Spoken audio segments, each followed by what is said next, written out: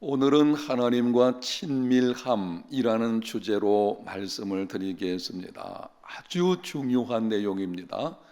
여러분들이 신앙생활할 때에 성공하는 믿음 생활이 되려고 한다면 반드시 기억하고 지켜야 하는 신앙생활의 우선순위와 관련되어 있는 아주 중요한 강의 내용이라는 것을 기억하셔서 귀를 기울여서 잘 듣는 시간이 되셨으면 좋겠습니다.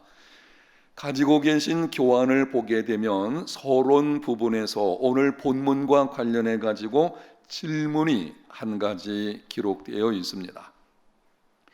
본문을 보면 마르다가 예수님을 위해 열심을 내어 일을 했음에도 마리아보다 인정을 받지 못했습니다. 이유가 무엇이라고 생각하십니까? 여러분에게 오늘 본문 내용을 자세하게 설명드리지 않아도 아시죠?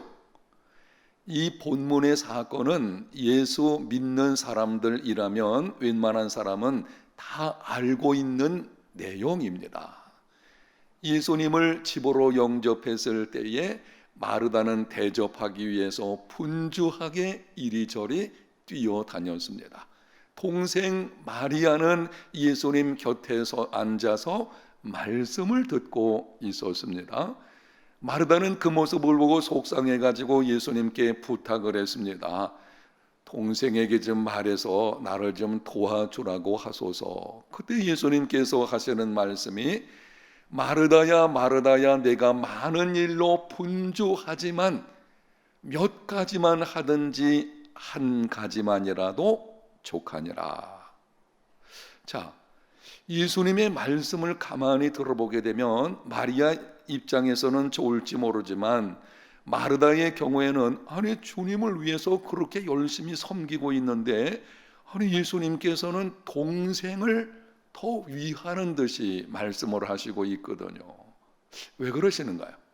예수님께서 그렇게 말씀하시는 이유가 뭘까요? 왜 마르다보다 마리아가 더 인정을 받은 것입니까? 42절 말씀에 보게 되면 예수님께서 이렇게 말씀하시고 있습니다.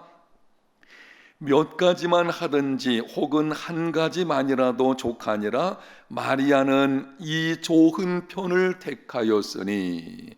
무엇을 택하였다고요? 좋은 편을 택하였다. 예수님께서는 예수님을 대접하기 위해서 분주하게 뛰어다니는 마르다의 모습보다도 곁에서 말씀을 듣는 마리아가 더 좋은 편을 택하였다, 이렇게 말씀을 하시고 있어요. 여기서 우리가 깨닫게 되는 교훈이 무엇입니까? 하나님을 위한 일보다 하나님을 친밀하게 하는 것이 우선입니다. 다시 말씀을 드리기 위해서요, 우리가 하나님을 위해서 여러 가지 모습으로 헌신하고 이리저리 바쁘게 일들을 합니다. 중요합니다. 여기 본문에서 예수님께서 마르다가 하는 일을 중요하지 않다고 하시는 것이 아니에요. 예수님 대접하는 거 아주 귀한 일이죠. 여러분들이 하나님의 교회에서 리더로서 다른 사람을 섬기고 이런저런 일들을 감당하는 거 정말 귀한 일입니다. 그런데 일에는 우선순위가 있는데 그렇게 주님을 위해서 열심을 내서 일하는 것보다도 주님과 따라합니다. 친밀함, 그게 우선이에요. 우선순위가 바뀌면 안 됩니다. 하나님을 위한 일보다 하나님과의 친밀함이 우선입니다. 만약에 이 순서가 바뀌어지게 되면, 예를 들어서 하나님을 위한 일을 열심히 하는 것이 친밀함보다 우선되어지게 되면 얼마 가지 못해서 영적인 침체가 찾아오게 됩니다. 열매를 맺지 못하게 될 것입니다. 수고는 수고대로 하고 자칫 탈진하는 일이 일어날 수도 있습니다. 우선순위가 중요합니다. 자, 그러면은 그 다음 내용에서 하나님을 위한 일보다 하나님과 친밀함을 우선인 이유가 무엇인지, 하나님과 친밀함이 우선인 이유가 무엇입니까? 여기에 대해서 크게 세 가지로 말씀을 드리게 되는데요. 첫 번째는 기독교는 무슨 종교라고 했습니까? 관계 종교입니다. 작은 1번입니다. 성경과 타 종교의 경전의 차이점이에요. 거기 제가 타이핑을 하다가 경전의이라는 걸 빠뜨렸어요. 성경과 타 종교의 경전의 차이점, 타 종교 경전의 차이점. 내용은 이렇습니다. 타 종교의 경전은 사람의 상상력에 의해 만들어진 신화 혹은 설화입니다. 역사에 관한 기록이 있어도 역사성을 무관심합니다. 경전의 목적이 그들이 섬기는 신과의 만남보다는 주관적인 깨달음, 종교적 교훈을 얻는 것이기 때문입니다. 그러나 성경은 역사적 실제 사건을 기록합니다. 역사성을 중시합니다. 성경의 목적은 종교적 교훈 이상으로 하나님과의 만남이기 때문입니다. 그 다음부터는 같이 읽겠습니다. 기독교의 본질은 살아계신 하나님과의 관계성이다. 성경에는 하나님과 사람과의 만남의 사건들로 가득합니다. 타 종교는 종교적 교훈을 강조하고 기독교는 관계를 중시합니다. 읽으신다면은 저를 한번 보시면은요, 아주 중요한 말씀이에요. 다른 종교와 기독교 경전인 성경은 큰 차이점을 가지고 있어요. 우리가 알고 있듯이 이 성경은 역사적인 실제 사건들에 대한 기록입니다. 태초에 하나님이 천지를 창조하시니라 역사적 실제 사건이죠.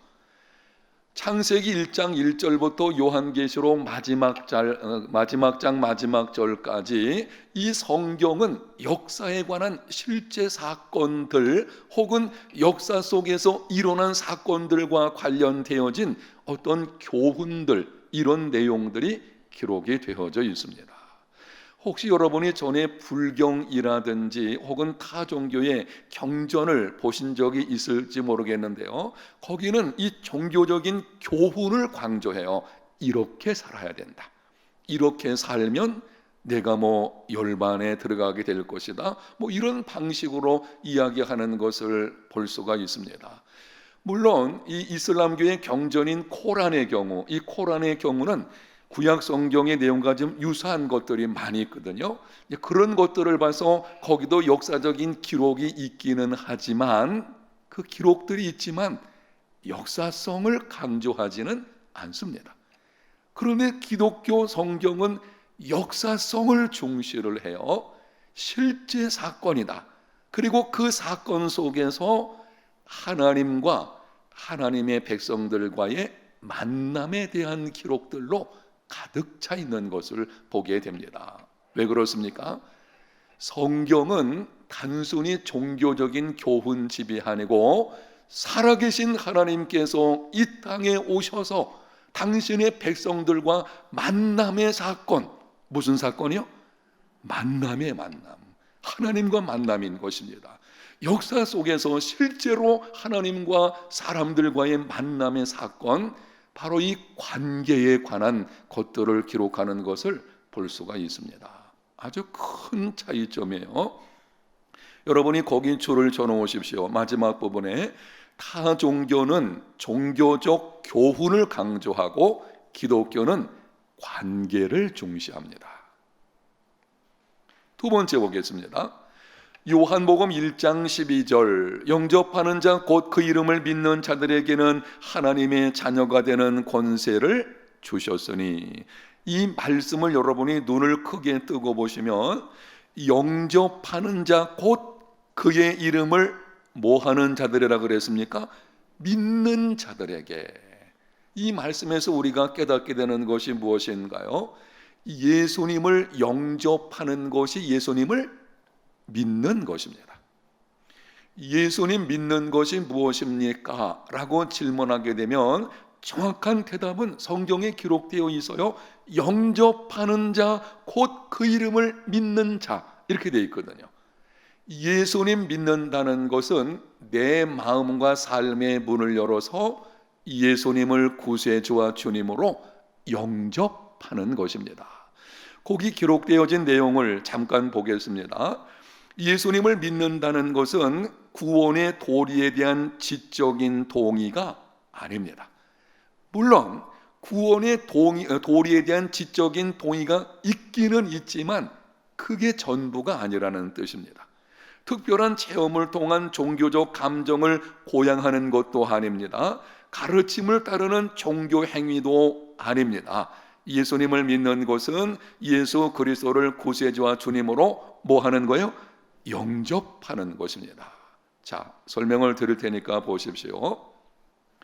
예수님 믿는다는 것에는 물론 지, 정, 의 세 가지가 함께 들어가 있어요. 구원의 도리에 대한 지적인 동의가 있긴 있어야 되죠. 그리고 거기는 감정적인 부분도 있죠. 그리고 그분의 말씀에 순종하는 의지적인 결단도 포함되어 있습니다. 이것이 포함되어 있지만 이것을 단순히 여기에 끝나는 것이 아니라고 하는 것입니다. 많은 경우에 이럴 수가 있어요. 그냥 예수님의 구원의 도리에 대한 지적인 동의만 가지고 마치 예수님 믿는 것처럼 그거 안 해요. 그거는 아주 부분적인 것입니다. 종종 말씀드리죠.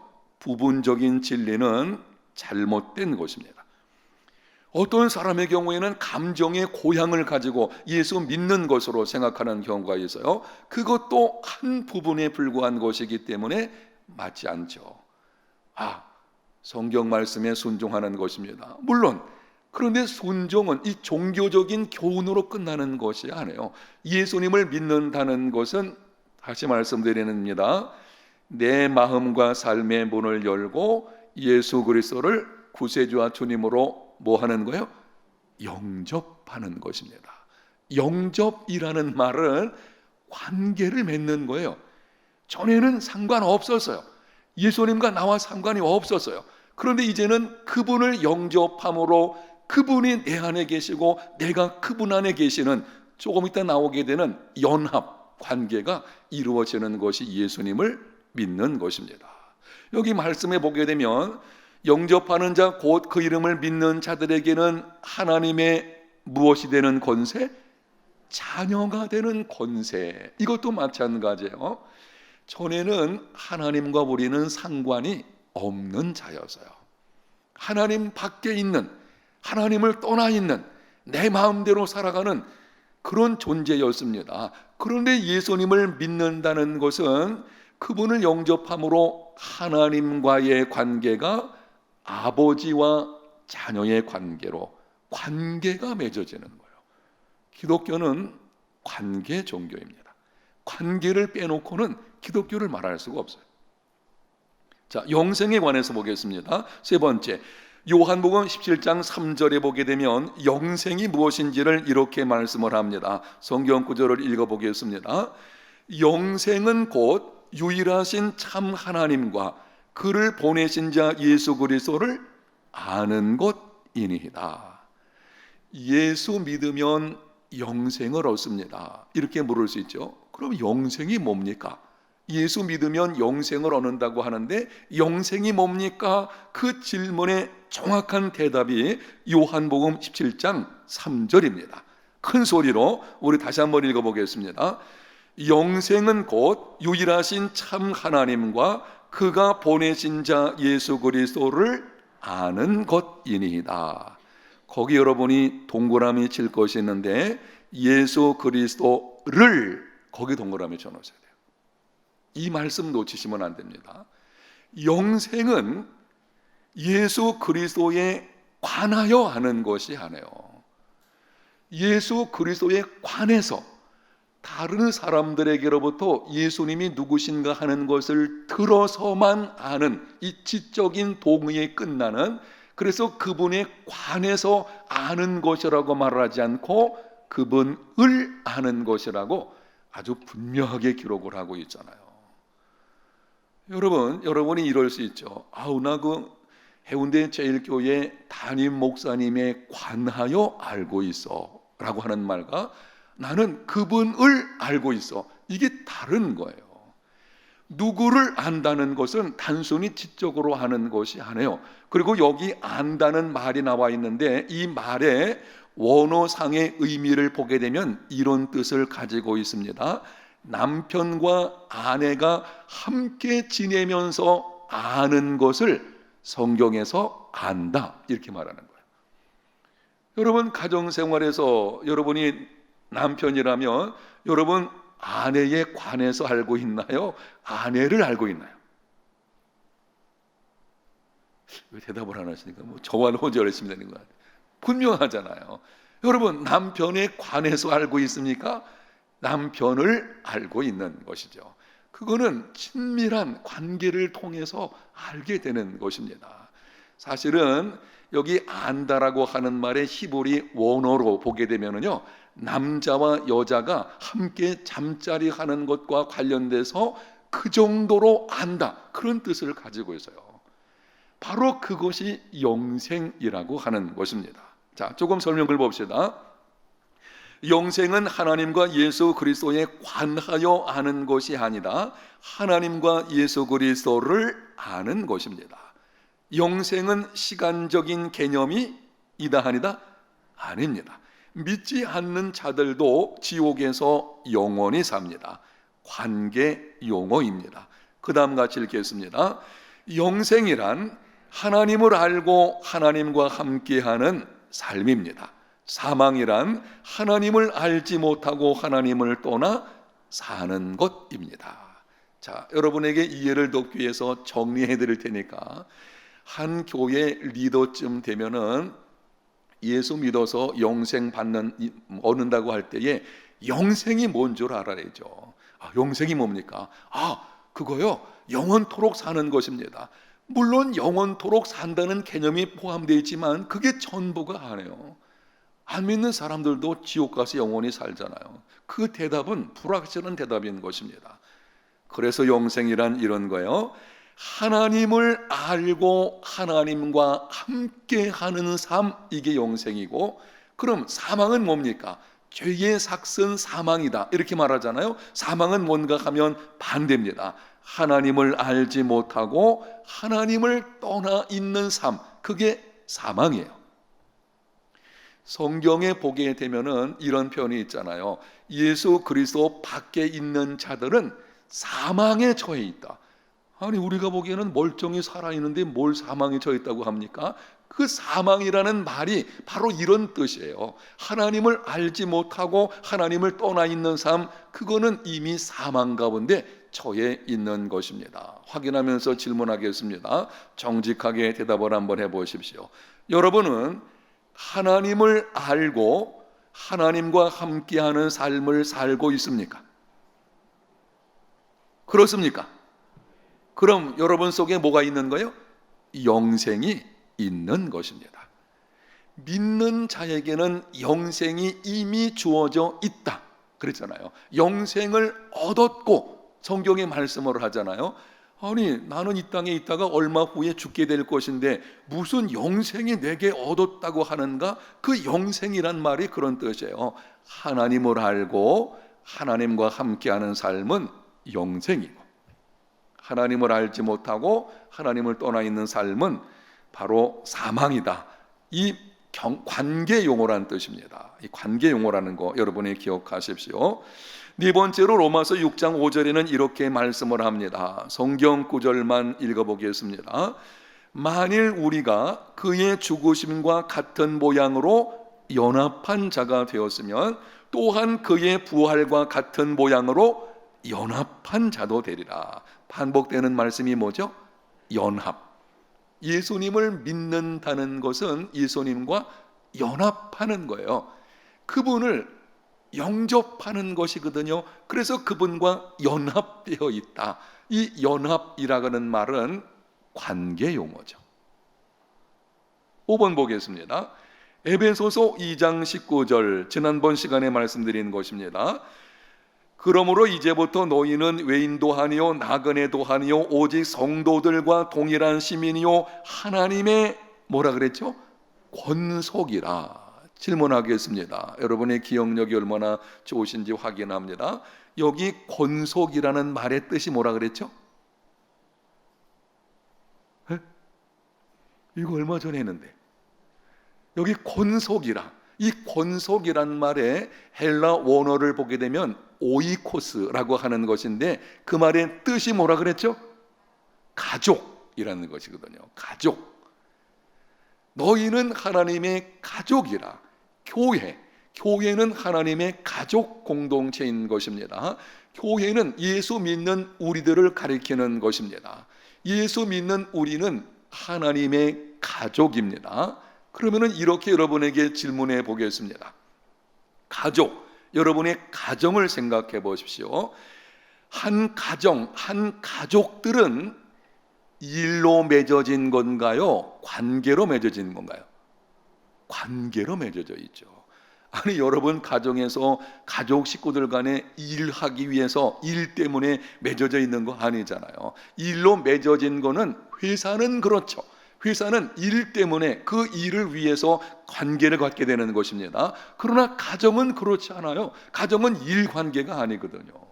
가정은 관계 공동체입니다. 혈육의 관계죠. 바로 교회 그리고 예수 믿는 삶이라는 것은 이 관계 공동체에서 살아가는 것입니다. 바로 이 모든 것을 통해서 우리가 깨닫게 되는 것은 기독교는 관계 종교입니다. 결론적으로 거기 굵은 글씨 밑에 있는 거 같이 한번 읽어보겠습니다. 기독교는 종교적 교훈을 강조하는 종교가 아니라 관계적 종교이다. 그러므로 그리스도인은 삶에서 하나님이 주시는 것들보다 하나님의 일보다 하나님과의 교제를 우선해야 합니다. 아멘. 자, 뒤로 넘기시기 전에 여러분이 분명히 기억을 하셔야 됩니다. 기독교는 근본적으로 관계 종교이기 때문에 그리고 교회는 관계 공동체예요. 우리는 이 관계 속에서 믿음 생활을 이루어가고 있는 것입니다. 특별히 하나님과의 관계가 있죠. 그래서 신앙생활에서 우선순위는 하나님을 위한 일이 아니고 하나님과의 관계, 하나님과의 친밀함이 우선입니다. 신앙생활의 우선순위는 하나님이 주시는 것들에 있질 않아요. 하나님 그분을 얻는 것입니다. 왜냐하면 관계적인 것이 종교이거든요. 근데 많은 그리스도인들은 하나님 그분보다는 그분이 우리에게 주시는 것들에 너무 치중되어 있는 것을 볼 수가 있습니다. 그렇게 되면은요, 시험이 찾아올 때에 넘어지게 되어져 있어요. 성경에 그런 사람들이 있어요. 주님이 주시는 것들을 주님보다 우선하다가 나중에 예수님께서 십자가 달려 죽게 서게 되니까는 다 도망을 치고 등 돌리고 어떤 사람들의 경우에는 십자가에 못 박으라 소리를 치기도 하는 일도 있었겠죠. 그런 일이 벌어지죠. 요한복음 6장에 보니까 예수님이 따라온 사람들에게 이렇게 말씀을 했습니다. 너희가 썩는 양식을 위해서 일하지 말고 영생 있는 양식을 위해서 일하라. 물어봅니다. 썩는 양식은 뭐고 영생하는 양식은 뭔가요? 영생하는 양식, 영생을 주시는 양식이신 예수 그리스도 그분을 가리키는 거예요. 근데 그들의 경우에는 썩는 양식, 예수님께로부터 주어지는 것들을 위해서 따라온 것이거든요. 그 당시 모였던 사람들이 예수님께서 탄식하며 말씀하시는 것입니다. 너희들 그러면 안 된다. 예수님 그분이에요. 하나님 그분을 얻는 것입니다. 왜냐하면 기독교는 관계 종교이기 때문입니다. 자, 넘기겠습니다. 예수님께서 친히 본을 보이셨습니다. 그래서 하나님을 위한 일보다 하나님과 친밀함을 우선해야 됩니다. 누가복음 5장 15절과 16절 예수의 소문이 더욱 퍼짐에 수많은 무리가 말씀도 듣고 자기 병도 고침을 받고자 하여 모여오되 예수는 물러가서 한적한 곳에서 기도하시니라. 거기 줄쳐놓으세요. 수많은 무리 줄쳐놓으시고 끝부분에 모여오되 줄쳐놓으시고 예수는 물러가서 한적한 곳에서 기도하시니라. 거기 줄쳐놓으십시오. 그러면 제가 설명을 드리도록 하겠습니다. 수많은 사람들이 예수님께로 몰려왔습니다. 나온 이유가 뭔가 하면 말씀도 듣고 자기 병고침도 좀 받고 그런 것을 얻기 위해서 예수님께로 나왔어요. 아니 그런데 예수님께서는 그냥 그들을 내두시고 한적한 곳으로 가서 기도하시는 것입니다. 여러분 이런 생각이 들지 않겠습니까? 아니 예수님께서 세상을 구원하러 오셨다면, 그리고 그런 사람들을 죄 가운데서 구원하러 오신 분이시라면 그 사람들을 돌봐야지 무슨 한적한 곳에 가서 왜 기도하시나. 여기서 우리가 아주 중요한 교훈을 받을 수가 있습니다. 수많은 무리들이 왔을 때에 말씀을 전하고 병도 고쳐주시는 것은 아버지 하나님께서 하라고 하신 일이에요. 아시겠습니까? 예수님께서 이 땅에 오셔서 행하신 일들은 아버지 하나님께서 하라고 하신 일들입니다.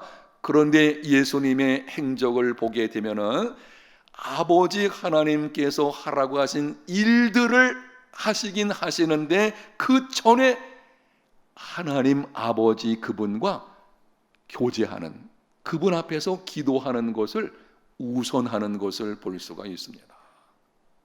아시겠습니까? 여러분 예수님께서 공생의 기간 동안의 행적 한번 여러분이 생각해 보십시오. 일단 예수님이 공생애를 시작하실 때에 그냥 시작하지 않았죠. 광야에서 며칠 동안 40일간 금식하며 기도하셨어요. 금식하며 기도하신 후에 공생애를 시작을 하셨어요. 하나님을 위한 일들을 하시기 전에 하나님 그분 앞에서 금식하며 기도하시는 것을 볼 수가 있습니다. 성경에 보게 되면 12 제자들을 선택하시려고 하실 때에 밤새도록 뭐 하셨어요? 기도하셨어요.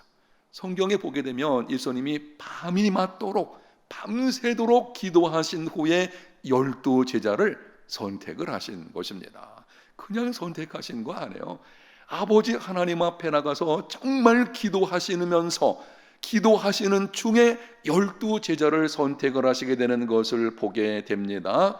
놀라운 사실은 그렇게 밤새도록 기도하시면서 12명 선택을 하셨는데 그 중에 한 사람이 어떻게 했어요? 배신하게 되었죠. 사실 그런데 넓은 측면에서 보게 된다면 이게 다 구원 사건과 관련이 되어 있는 것을 볼 수가 있지 않습니까? 예수님께서 잡혀가시고 고난당하시고 십자가에 죽으셨죠. 잡히시고 고난당하시고 십자가에 달려 죽으시기 전에 땀이 핏방울이 되도록 기도하신 곳이 있죠. 어디서 기도했죠? 겟세마네. 여러분 예수님의 행적을 보세요. 아주 어떤 중요한 일이 있을 때에 예수님께서는 먼저 하나님 앞에 기도하시는 것을 볼 수 있습니다. 아버지 하나님을 위한 일보다 하나님 그분과의 친밀함이 우선되고 있어요.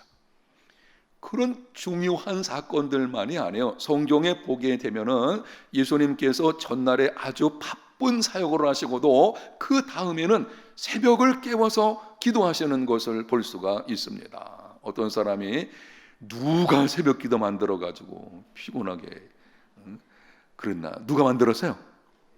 예수님이 그렇게 하셨는데요. 누가 만들어요?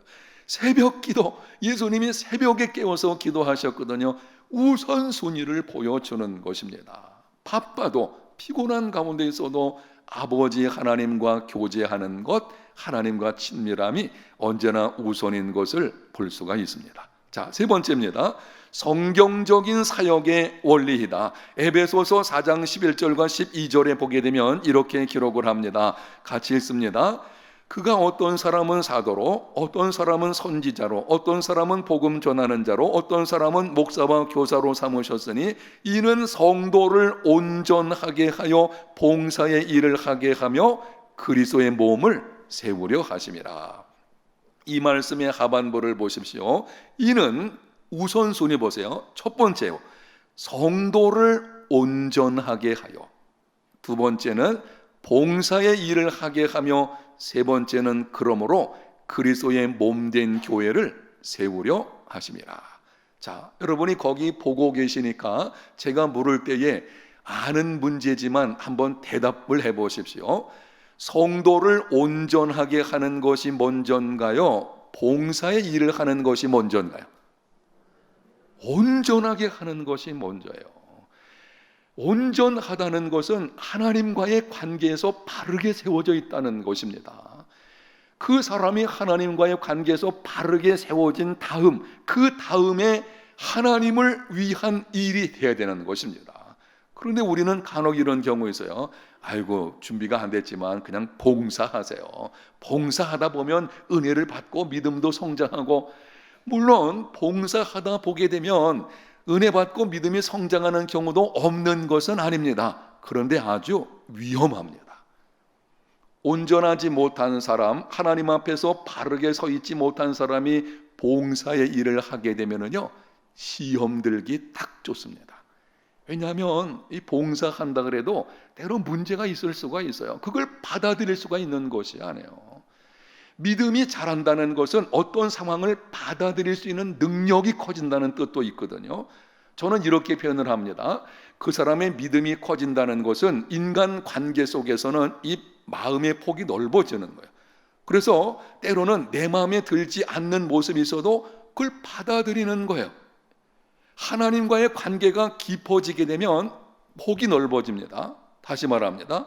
하나님과의 관계가 깊어지게 되면 뭐가 넓어진다고요? 폭이 넓어지게 돼 있어요.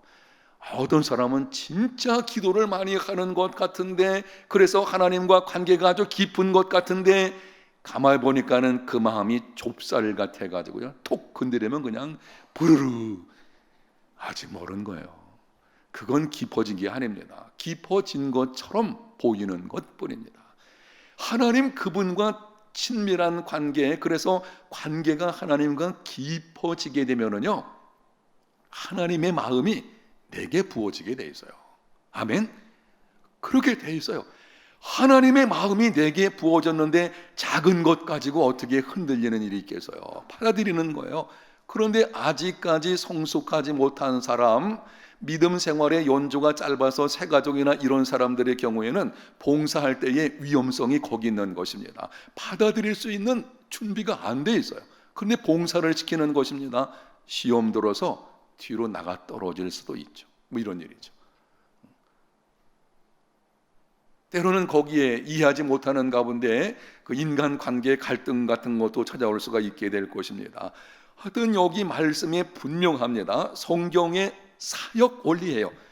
사역이라는 말은 주님을 위해서 우리가 일하는 것입니다. 이 원리가 뭔가 하면 성도를 온전하게 하여 봉사의 일을 하게 하는 것입니다. 아멘. 하나님과 친밀함이 우선입니다. 자, 디모데후서 2장 1절과 2절에도 분명하게 말씀을 하십니다. 내 아들아, 그러므로 너는 그리스도 예수 안에 있는 은혜 가운데서 강하고, 거기 줄쳐놓으세요. 은혜 가운데서 강하고, 또 네가 많은 증인 앞에서 내게 들은 바를 충성된 사람들에게 부탁하라, 거기 줄쳐놓으십시오. 그들이 또 다른 사람들을 가르칠 수 있으리라. 분명하죠? 우선순위가 뭔가요? 은혜 가운데서 강한 것입니다. 하나님의 은혜로 믿음이 강한 사람이 먼저 되어야 되는 거예요. 하나님의 은혜 받는 방편은 다른 것이 아니고 기도와 말씀을 통해서 은혜를 받게 되잖아요. 하나님 그분과의 친밀함을 통해서 그분의 말씀, 그분과의 기도는 대화하는 것이죠. 여러분이 어떤 사람과 친밀한 관계를 가지려고 할 때에 대화가 없이 어떻게 친밀해지겠어요? 부부가 같이 살지만 한 가정에 대화가 없으면은요, 그건 한 몸이라고 할 수가 없잖아요.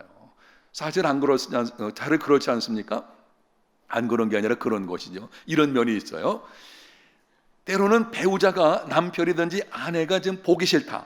그러면은 제일 먼저 나타나는 게 뭐가 닫혀지죠? 뭐가? 입이 닫혀지잖아요. 말하기 싫거든요. 말 안 하는 거예요. 그러면은 점점 소원해지는 것을 볼 수가 있습니다. 제가 전에 교회 있을 때 어느 집사님 가정 신방 갔더니 남편하고 1년 동안 한마디도 안 한, 전에 잠깐 제가 말씀드린 기억이 나는데요, 셀 목자 시간에 말씀드렸나?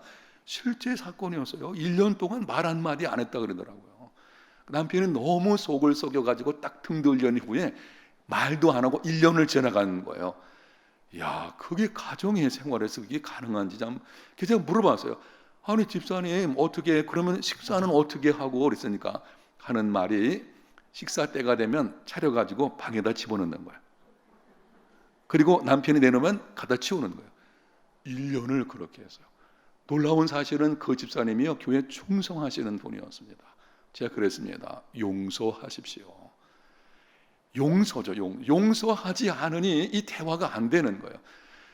여러분, 입이 닫혀지게 되면은요, 친밀함은 없어요. 하나님과 대화가 그치면 친밀하지 않습니다. 끊임없이 하나님과 대화를 해야 되죠. 여러분, 친구들 관계가 있지만 만나서 대화하지 않으면 그거는 깊어지지 않잖아요. 대화해야 서로가 알게 되잖아요. 우리가 하나님과 대화를 많이 하게 되면, 대화하는 것이 기도입니다. 기도를 통해서 내가 필요한 것, 아니면 나의 사정들을, 나 자신을 하나님께 내어드리죠. 그리고 하나님 말씀을 듣죠. 계속해서 이렇게 대화가 이루어지게 되면 하나님도 알게 되고 그 가운데서 친밀한 관계가 이루어지는 것을 볼 수가 있습니다. 그때 은혜 가운데서 강한 사람 되는 거예요.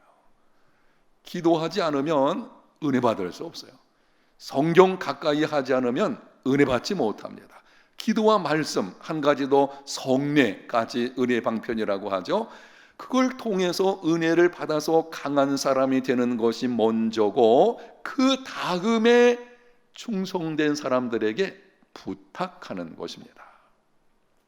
준비가 되어 있지 않은데 일을 하게 되면은요, 거기서 그냥 이해하고 들으십시오. 시끄러운 소리만 나올 수 있어요. 문제가 생기게 되는 것이죠. 거기 굵은 글씨로 이렇게 정리 좀 해놓은 거 있습니다. 달라스 윌라더라는 사람이 한 말인데요, 이거는 제가 목회에서 좌우멍처럼 여기는 것입니다. 하나님과 친밀함을 갖는 것에 가장 위협적인 것은 뭘까요? 그분을 위한 사역입니다. 이게 굉장히 놀라운 말씀인데, 저는 책에서 이 말을 딱 읽는 순간 그렇구나 라고 하는 생각을 하고 큰 도전을 받았는데, 이런 것입니다. 하나님과 친밀함을 갖는 것에 가장 위협적인 것은, 여기 말씀은 이런 것이 아니에요. 죄다, 이렇게 말한 것이 아니었어요. 물론 죄는 하나님과의 친밀함을 깨트립니다. 그런데 여기서 교훈하는 건 이겁니다. 너무나 많은 하나님의 교회 일꾼들이 하나님을 위한 일을 열심히 하다 보니까 그분과의 친밀함이 멀어지는 거예요. 열심히 일하다 보니까 그냥 일만 한 거예요. 열심히 일을 뛰어다니다 보니까 기도하는 시간이 없어진 거예요. 그러니까 나중에 보게 되면 열심히 일해가지고 뭔가 이룬 것 같은데 왠지 나는 허전해. 그래서 거기서 이 침체가 그렇게 찾아오게 되는 것입니다. 여러분, 하나님과 친밀함을 갖는 이 기도하는 것을 다른 것으로 대신하지 마세요. 기도는 대신할 수 있는 것이 아니에요. 다른 어떤 사람들은 기도하는 것을 하나님을 위한 일로, 나가 이렇게 열심히 주님을 위해서 일하니까 괜찮아. 아니에요. 그 열심히 일하는 것 때문에 오히려 하나님과 친밀함이 멀어질 수가 있어요.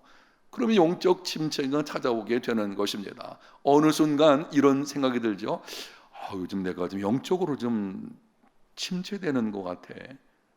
근데 일을 안 하는 거 아니에요. 일하고 있어요. 봉사합니다. 직분 가지고 나름대로 열심히 합니다. 그런데 자기 내적인 것을 보게 되면 문제가 있어요. 우선순위가 잘못된 것입니다. 하나님과 친밀함, 그분과 대화하는 기도, 그분의 말씀을 듣는 이 하나님의 말씀을 가까이 하는 것, 이게 우선순위가 되어야 합니다. 마르틴 루터라는 종교 개혁자가 아주 귀한 말을 했는데요. 한번 읽어볼까요? 내가 아침에 2시간 기도하지 않으면 그날은 마귀가 계속 승리한다. 나는 할 일이 너무 많기 때문에 매일 3시간을 기도하지 않으면 그 일을 감당할 수 없다. 따라합니다. 바빠서 기도합니다. 바빠서 뭐 한다고요? 기도하는 거예요. 여러분 이 원리를 하셔야 돼요. 아이고 목사님 요즘에 너무 바빠가지고 기도할 시간이 별로 없네요. 그거 뭔가 지금 잘못된 모습으로 살아가고 있는 것입니다. 일은 이 땅에서 이루어지는 모든 일들, 특히 하나님을 위한 일. 자, 하나님을 위한 일이라고 하면 여러분은 퍼뜩 교회 일만 생각하면 안 돼요. 이제는 우리가 분명해야 됩니다. 모든 영역 속에서 내게 주어진 그 일이 죄와 관련된 것이 아니라면 누구 일이에요? 하나님의 일이거든요. 하나님의 일을 위해서 바쁘다 보니까 하나님 그분과 교제하는 것이 놓쳐질 수 있어요. 근데 사실은 이렇습니다. 하나님의 일은 사실은 누가 하는 거예요? 하나님이 하시는 것입니다. 하나님이 나를 통해서 일하시는 것입니다. 명확하게 하셔야 돼요. 내가 그 일을 하는 거 아니에요. 하나님께서 나를 그곳에 보내셔서 나를 통해서 그분의 일을 이루어 가시는 것입니다. 그분이 이루어 가시는 것입니다. 그렇다면 바쁘다는 것은 일이 많다는 것이요, 일이 많다는 것은 하나님 그분의 도우심이 더 많이 필요한 것이죠. 그런데 바빠서 기도할 시간이 없다? 이건 뭔가 잘못된 거예요. 여기 루터가 말했잖아요. 나는 할 일이 너무 많기 때문에 3시간 기도 이상 기도하지 않으면 안 된다. 바로 여기 있습니다. 바쁠수록 기도의 자리로 나와야 됩니다. 바로 이것이 영적 승리의 비결이라고 하는 것이죠. 자, 그러면은 하나님과 친밀함을 가지려면 어떻게 해야 하는지 간단하게 3가지 말씀을 여러분에게 드리겠습니다. 첫 번째는 뭐라 그랬습니까? 죄를 멀리해야 합니다. 이사야 59장 1절에 3절까지 여호와의 손이 짧아 구원하지 못하심도 하니요 귀가 둔하여 듣지 못하심도 하니라. 오직 너희 죄악이 너희와 너희 하나님 사이를 갈라놓았고. 거기 줄쳐놓으세요. 분명히 말씀을 하잖아요. 하나님과 너희 사이를 뭐가 갈라놓았느냐? 너희 죄악이 라고 말하고 있어요. 죄는요, 하나님과의 관계를 깨트리는 것입니다. 멀어지게 만드는 것이죠. 그래서 죄악의 습관 가운데 계속 있어서는 안 되는 것이죠. 야고보서 4장 8절에는 이렇게 말씀을 하십니다. 하나님을 가까이 하라. 그리하면 너희를 가까이 하시리라. 죄인들아 손을 깨끗이 하라. 두 마음을 품은 자들아 마음을 성결하게 하라. 자, 여러분 거기 내용을 쭉 보시면 이렇습니다. 하나님을 가까이 하게 되면 하나님 그분께서도 나를 가까이 하십니다. 이렇게 하셔야 돼요. 내가 의도적으로 하나님 그분과 좀 가까워지려고 해야 돼요. 내가 하나님과 좀 가까이 다가가야 되겠다. 그러면 하나님께서도 가까이 다가오시게 되는데 그때에 어떻게 하나님을 가까이 할 수 있느냐? 그 다음 보세요. 죄인들아 손을 어떻게 하라? 깨끗이 하라. 두 마음을 품은 자들아 마음을 어떻게 하라? 성결하게 하라. 나누어진 마음을 하나로. 이 성결이라는 것은 그런 뜻을 좀 가지고 있죠. 죄를 멀리하게 될 때에 하나님과의 관계가 친밀해지게 되는 것입니다. 이건 소극적인 측면에서 말씀드리는 거예요. 소극적인 측면에서는 죄를 멀리해야 됩니다. 두 번째는 하나님을 경외하라 하는 것입니다. 시편 25편 14절 거기 있는 내용을 아주 중요한 말씀이에요. 같이 읽겠습니다. 여호와의 친밀하심이 그를 경외하는 자들에게 있으며 그의 언약을 그들에게 보이시리라. 자, 질문합니다. 하나님과의 친밀함이 누구에게 있다고 합니까? 하나님을 경외하는 자들에게 있어요. 하나님을 경외하는 자들이 하나님과 친밀한 관계를 가질 수가 있습니다. 하나님을 경외한다는 것이 무엇입니까? 기록되어 있습니다. 여호와를 경외한다는 것은 세상 모든 영역에서 하나님을 하나님으로 인정하는 삶을 사는 것입니다. 아멘. 우리의 모든 삶의 영역에서, 여러분이 가정이나 직장이나 사업장이든지 그 모든 영역에서 하나님을 하나님으로 인정하는 것이 하나님을 경외하는 것이거든요. 바로 거기에 하나님과의 친밀함이 있다고 하시는 것입니다. 그런데 여기 경외라고 하는 말과 관련해서 우리가 조금 생각할 것은 이런 겁니다. 경외라는 말에는요, 두려움이라는 이 의미도 포함되어져 있거든요. 하나님이 존재하시며 그분은 전지전능하신 분이십니다. 그래서 그분 앞에서 경외심, 이 두려움에 대한 마음도 있는 것입니다. 하나님과 친밀하다고 하니까는 하나님을 너무 우습게 여기는 경우도 있어요. 함부로 말하고, 함부로 하나님 앞에 나오고, 함부로 기도하고, 이거 조심하셔야 돼요.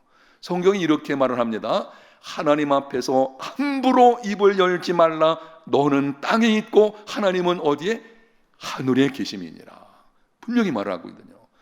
하늘에 계신 분이시기 때문에 이 말하는 거 우리가 하나님 앞에 조심해야 돼요. 오늘날 기독교인들 가운데서 이런 면이 있어요. 너무 하나님 앞에서 함부로. 여러분, 그런 하나님은 우리는 그런 거 안 해요. 하나님 그분에 대한 경외심이 있어야 돼요. 그게 오히려 하나님과의 친밀함이에요. 이 잘못하게 되면 하나님에 대해서 우습게 생각하니까 함부로 살면서도 나 하나님과 친밀해. 여러분, 그렇지 않습니다. 죄에 대해서 두려운 마음이 있어야 되고요. 하나님 앞에서 살아간다는 그 생각. 그래서 우리는 때로 그분을 경외하는 이 마음들, 거기서 하나님과의 친밀함이 오히려 이루어지게 되는 것을 볼 수가 있습니다. 창세기 5장 21절에서 24절에는 에녹에 관해서 기록을 하고 있는데요. 성경 구절을 같이 읽어보겠습니다. 에녹은 65세에 무드셀라를 낳았고 무드셀라를 낳은 후 300년을 하나님과 동행하며, 거기 절쳐놓으세요. 하나님과 동행하며 계속 읽습니다. 자녀들을 낳았으며 그는 365세를 살았더라. 에녹이 하나님과 동행하더니, 거기 절쳐놓으세요. 하나님과 동행하더니 하나님이 그를 데려가심으로 세상에 있지 아니하였더라. 에녹이 어떤 사람입니까? 물어보면은 하나님과 뭐한 사람? 동행한 사람. 이 동행한다는 뜻은 이런 것입니다. 성경 아모스서에 보게 되면 두 사람이 의합지 않고야 어찌 동행하겠느냐, 이런 말이 있어요. 의합한다는 것은 뜻이 맞을 때에 동행하는 것입니다. 하나님과 동행한다는 것은 하나님 그분의 뜻에 자신을 전적으로 내어드려 가지고 순종하는 삶을 사는 것입니다. 그 에녹은 범사에 아침에 일어나서 저녁에 잠자리에 들 때까지 이 범사에 하나님 그분을 생각하고 그분의 뜻을 따라 살아가기를 힘쓴 사람이었어요. 그렇게 하나님과 동행했더니 하나님께서 그를 데려가셨다. 하나님 안으로 그분을, 그 에녹을 완전히 데려가시는 거죠. 친밀한 관계 속에 완전히 들어가 있는 것을 볼 수가 있습니다.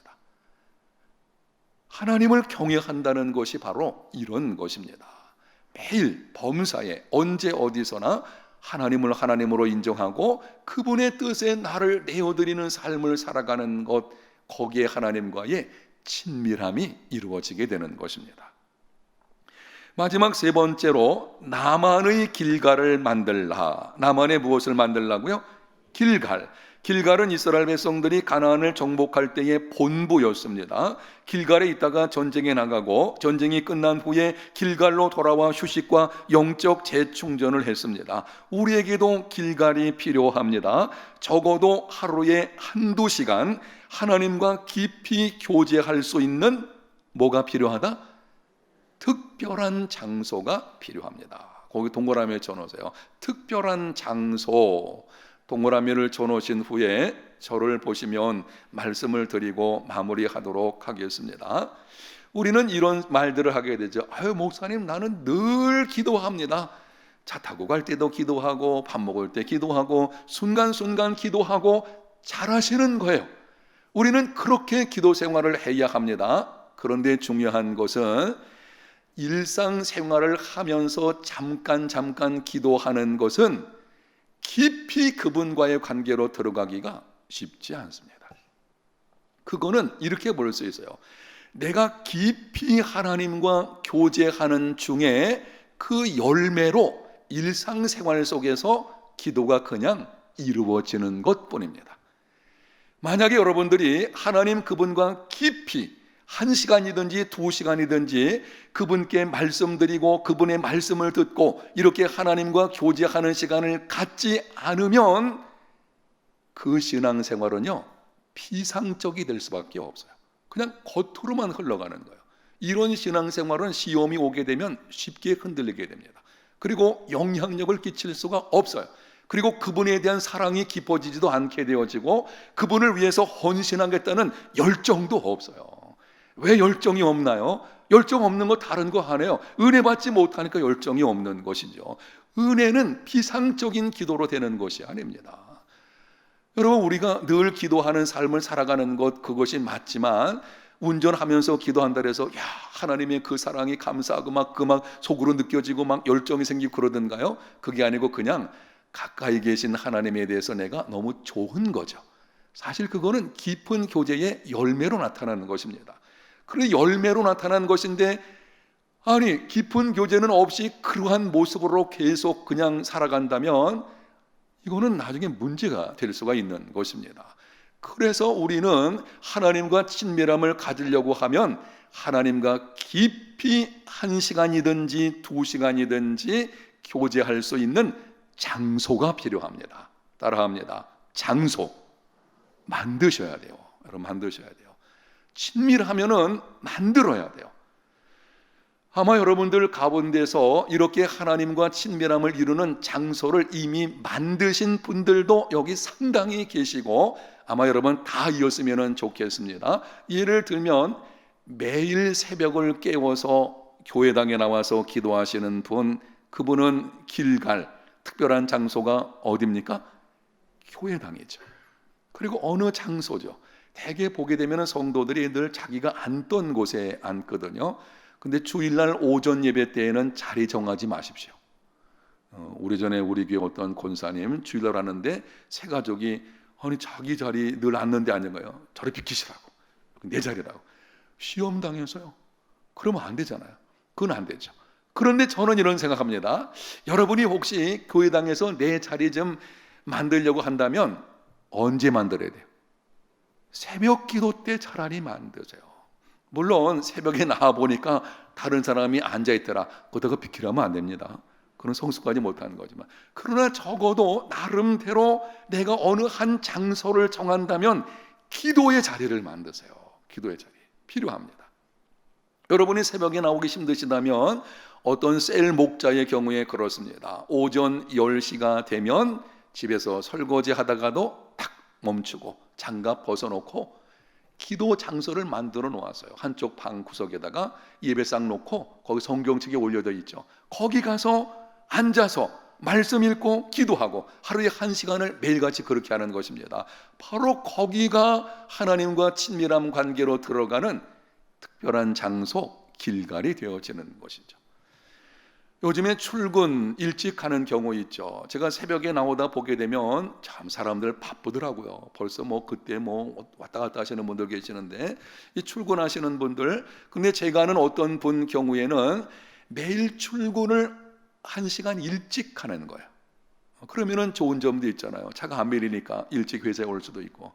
그분은 제가 그 인천에서 사역을 할 때에, 제가 그 사역할 때에 부장 계시던 집사님이 계셨어요. 그 사역에, 주일학교 사역에 부장으로 계신 분인데, 그 집사님이 그 얘기를 하시더라고요. 목사님, 저는 매일같이 1시간 일찍 출근해요. 대한항공 다니시는 분이신데 일찍 가서 회사 사무실에서 성경책 펴놓고 기도하는 거예요. 말씀 읽고 하나님과 교제하는 시간을 갖는 것을 볼 수가 있습니다.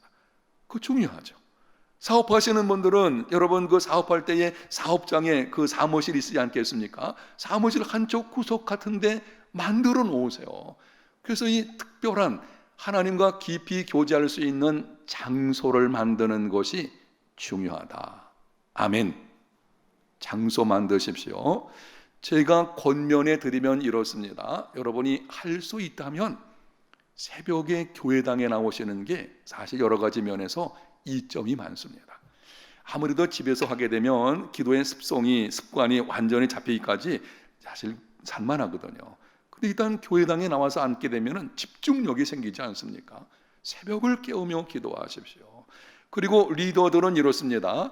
여러분이 거리가 멀어서, 집이 거리가 멀든지 아니면 일찍 출근해야 되든지 아니면 특별한 사정이 있어서 새벽에 못 나오시더라도 하여튼 내일 첫 시간은 하나님과, 따라합니다, 첫 시간을 누구와?